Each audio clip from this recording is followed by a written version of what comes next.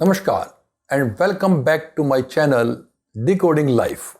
अगर आपको मेरे द्वारा प्रस्तुत वीडियो पसंद आ रहे हैं तो कृपया उन्हें लाइक करें, उन पर कमेंट करें और मेरे YouTube चैनल को सब्सक्राइब करें। तो आज हम बात करेंगे डिस्ट्रैक्शन की। हमारी लाइफ में डिस्ट्रैक्शन बहुत है। डिस्ट्रैक्शन यानी कि व्याकुलता, अन्यमनस्कता, किसी भी चीज़ को काम करते समय बाहर से जो बाधाएं आती हैं उसको हम डिस्ट्रैक्शन के नाम से जानते हैं। तो हम कोई भी काम करते हैं तो पूरे मनोयोग से नहीं कर पाते हैं। क्यों? क्योंकि हमारे को डिस्ट्रैक्शन महसूस होता है। अब ये डिस्ट्रैक्शन है क्या?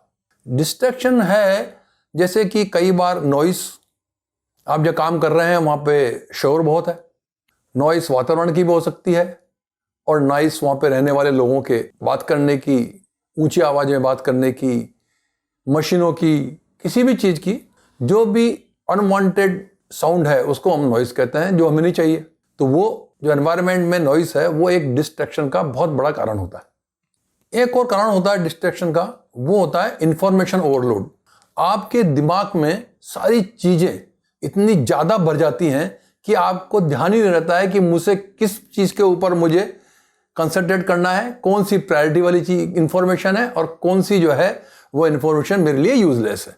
तो इंफॉर्मेशन ओवरलोड भी कभी कभी आपके लिए बहुत बड़ा डिस्ट्रैक्शन क्रिएट कर देती है। एक और चीज है, वो है वॉन्डरिंग ऑफ माइंड, यानी कि मन का भटकाव। हमारा मन जो है ना वो भटकता रहता है। मन के भटकने से क्या होता है कि हम अपने काम पर केंद्रित नहीं हो पाते हैं, कंसंट्रेट नहीं कर पाते हैं। और मन का भटकाव किसी भी दिशा में जा सकता है, लेकिन ज़्यादातर मैंने देखा है जब हम कोई काम करते हैं ना तो उससे जुड़ी पुरानी यादें जो है वो हमें परेशान करती हैं, वो डिस्ट्रैक्ट करती हैं और उन पुरानी यादों की वजह से हम डिस्ट्रैक्ट हो जाते हैं। इसके अलावा डिस्ट्रैक्शन का एक कारण होता है फिजियोलॉजिकल डिस्कम्फर्ट। हमें वातावरण सही नहीं मिलता है, वो वातावरण जिसमें कि आपको टेम्परेचर, ह्यूमिडिटी होती है, जिससे वातावरण बनता है। तो अब क्या होता है कि हमारे को कई बार अत्यधिक गर्मी, कई बार अत्यधिक ठंड से हम अनकंफर्टेबल हो जाते हैं, तो हमारा ध्यान भंग हो जाता है। कई बार हमारा पोस्चर खराब होता है, हमारा बैठने का ढंग सही नहीं होता है, हमें को कंफर्टेबल सिटिंग नहीं मिल पाती है। जॉब तो मिल गया लेकिन आपको कंफर्टेबल सिटिंग नहीं मिली तो आप हमेशा डिस्ट्रैक्ट फील करेंगे। You will not be in the position to concentrate on the job. तो ये भी एक डिस्ट्रैक्शन का बहुत बड़ा कारण होता है। इसके अलावा एक जो कारण जो आजकल बहुत सामान्य है वह है स्ट्रेस। हम बहुत ज़्यादा स्ट्रेस से भरे हुए हैं, तो स्ट्रेस की वजह से भी हमको डिस्ट्रैक्शन होता है। हम उस काम पे कंसंट्रेट ही नहीं कर पाते। जब मैं अपने एक मित्र से चर्चा कर रहा था इस बारे में तो बात यह आई कि कारण तो हमें पता है कि डिस्ट्रैक्शन के क्या क्या कारण हैं, लेकिन इससे छुटकारा कैसे पाया जाए, how to get rid of distraction. तो हम दोनों मित्र वाइज मैन के पास चले गए और वाइज मैन से जाके पूछा कि जीवन में डिस्ट्रैक्शन से छुटकारा पाने का क्या तरीका है। वाइज मैन ने कहा कि इसके पहले कि मैं उपाय बताऊं, मैं आपको एक कहानी सुनाता हूं। वाइज मैन ने कहानी सुनाई राजा जनक और अष्टावक्र की। अष्टावक्र आप सभी जानते हैं, जो कि कहोड़ ऋषि के पुत्र थे और राजा जनक के जो आचार्य बंदी थे उनसे शास्त्रास्त्र में हार गए थे, तो कहोड़ ऋषि को पानी में डूबने का दंड दिया था। तो उनको छुड़वाने के लिए अष्टावक्र वहां गए थे और अपनी विद्वता से आचार्य बंदी को पराजित किया था और कहोड़ ऋषि को मुक्त कराया था। वह आचार्य अष्टावक्र इतने ज्ञानी थे कि राजा जनक जो कि स्वयं तत्व ज्ञानी थे, उन्होंने अष्टावक्र को अपना गुरु मान लिया था और अपने राज में स्थान दिया था। तो एक बार राजा जनक ने अष्टावक्र से कहा कि मुझे परमात्मा के दर्शन कराइए। तो अष्टावक्र ने कहा कि आपके लिए परमात्मा के दर्शन बहुत सुलभ हैं, क्योंकि आप बहुत ज्ञानी पुरुष हैं, इसलिए परमात्मा आपको अवश्य दर्शन देंगे। तो आप ऐसा करें कि कल प्रातः मेरे साथ चलें। तो राजा जनक जो कि एक बहुत अच्छे राजा थे, तो उन्होंने अष्टावक्र से कहा कि क्यों ना मेरी प्रजा को भी इसका लाभ मिले। अष्टावक्र ने कहा कि आपकी प्रजा अभी इस लायक नहीं है कि वह परमात्मा से साक्षात्कार कर सके, लेकिन राजा जनक का आग्रह था तो उन्होंने कहा ठीक है आप ले चलें, लेकिन उनको यह लाभ मिलने वाला नहीं है। तो राजा जनक ने अपने राज्य में मुनादी करा दी कि जो जो व्यक्ति परमात्मा से साक्षात्कार करना चाहते हैं वह सुबह मेरे साथ चलें। उन्होंने राज दरबारियों से भी कह दिया और अपनी रानियों से भी कह दिया।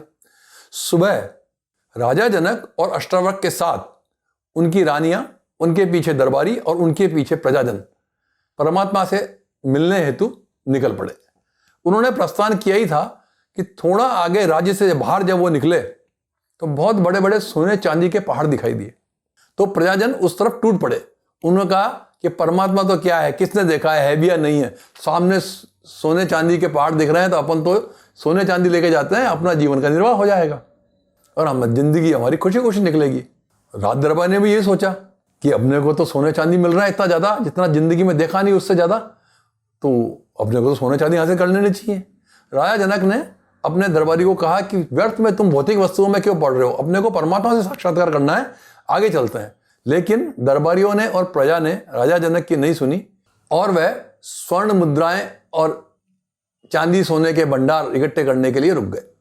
रानियों का मन भी हो रहा था, लेकिन रानियां चूंकि राजा के अधीन थी इसलिए मन महसूस के राजा के पीछे चल गई।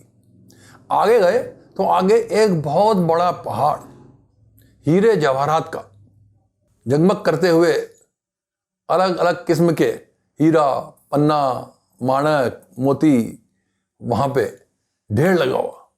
रानियों से नहीं रहा गया। रानियों ने पहाड़ की तरफ जैसे ही कदम बढ़ाया, राजा ने उनको कहा कि रानियां तुम ये क्या कर रही हो, यह तो भौतिक वस्तु है, हमें परमात्मा से साक्षात्कार करने चलना है।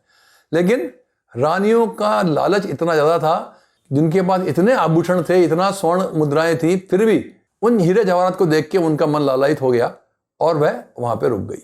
अंत में आगे बढ़ते हुए सिर्फ अष्टावक्र और राजा जनक बचे। आगे जाने पर अष्टावक्र ने अब जैसा कि राजा जनक से वादा किया था, परमात्मा से राजा जनक का साक्षात्कार करवाया। जब राजा जनक ने परमात्मा से पूछा कि मैं तो सबका भला चाह रहा था, सबको आपके दर्शन कराना चाह रहा था, लेकिन वह सब नहीं आ पाए, ऐसा क्यों? तो परमात्मा ने कहा कि यह सब मायाजाल मेरा ही रचा हुआ था। मैं ये देखना चाहता था कि आपकी प्रजा और आपके दरबारी और रानियों में मुझसे मिलने की कितनी उत्कंठा है, उनका उद्देश्य क्या है। यह भटकाव मेरे द्वारा ही बनाया गया था। चूंकि उनका मन दूसरी चीजों में था तो उन्हें दूसरी चीजें मिल गई, और आपका मन चूंकि मुझ में था इसलिए आप मेरे तक आ सके। यह कहने के बाद वाइज मैन ने कहा कि राजा जनक ने सफर पूर्ण क्यों किया, क्योंकि राजा जनक एक उद्देश्य लेके निकले थे और उस उद्देश्य की पूर्ति करने के लिए उनका मन इधर उधर नहीं भटका। उनका उद्देश्य फोकस सिर्फ परमात्मा से मिलना था, जबकि दूसरे प्रजाजन और दरबारी रानियों का मन परमात्मा से मिलने का नहीं था। उनका उद्देश्य था राजा आज्ञा की पालना। वह राजा की आज्ञा की पालना कर रहे थे कि राजा ने कहा है कि परमात्मा से मिलाऊंगा, इसलिए साथ चल लिए। उनके मन में अगर किसी भी एक व्यक्ति के मन में परमात्मा से मिलने की सही इच्छा होती तो वह अंत तक राजा जनक का साथ नहीं छोड़ता। इससे परमात्मा ने एक सॉल्यूशन निकाल के दिया। वह दिया कि to avoid distraction you have to focus on your target.